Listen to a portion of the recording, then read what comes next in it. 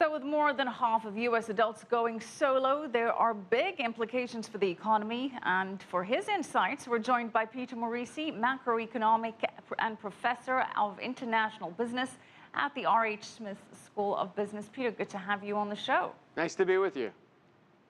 Peter, the U.S. was built partly on this notion of the nuclear family. As we know, that was what really triggered the post-World War II economic growth.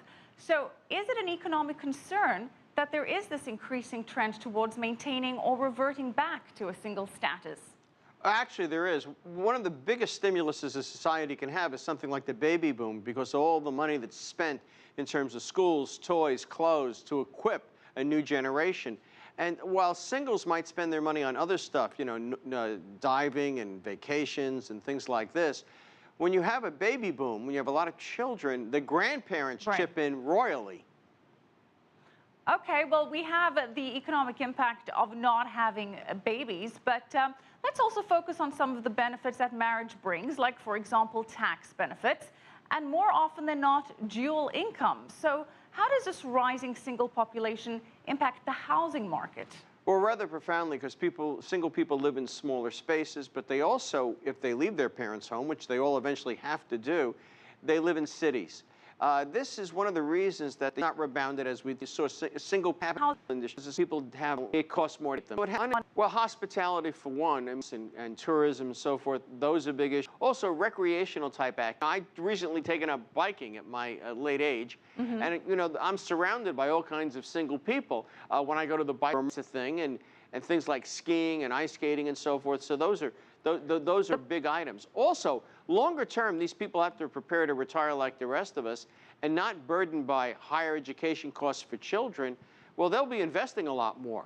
Money managers like them. But are they investing a lot more? Because aren't you more likely to be focused on your future and financial planning and investing when you're part of a team, when you're in a marriage and you're more focused on the future together and you have more income as a unit to put away for the future?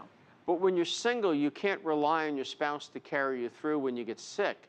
And as we get older, those become a larger concern. Singles, when they are younger, can be quite reckless with their money. But singles, as they get older, become more conservative. What's older? Over 40.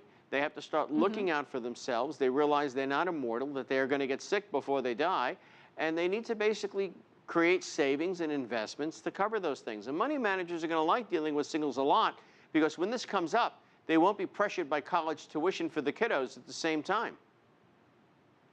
Well, the economist, Edward Yardeni, who pointed out the increase of the single population in his study, he contends that this is also creating income inequality.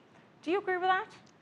Well, it does to some degree. People without responsibilities, people without children, certainly have more income to spend no matter how successful they are.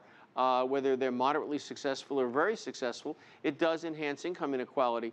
But I would point out to you, there's a lot of dynamics in all this. For one of the things is that because of marriage, pairs of professionals have household incomes that greatly outstrip everyone else. We didn't have that 25 and 30 years ago when women weren't in the professions. So there's a lot of factors cutting across here. And I don't think anybody's really written the book on this entirely. No, it's still out, and who knows, that trend could reverse. Studies have shown that when there's a catastrophe, there's an increase in the rate of engagements and marriages. Not looking for catastrophe, but the trend could reverse. All right, we're going to have to thank you there. Peter Morici, macroeconomist and professor of international business at the R.H. Smith School of Business.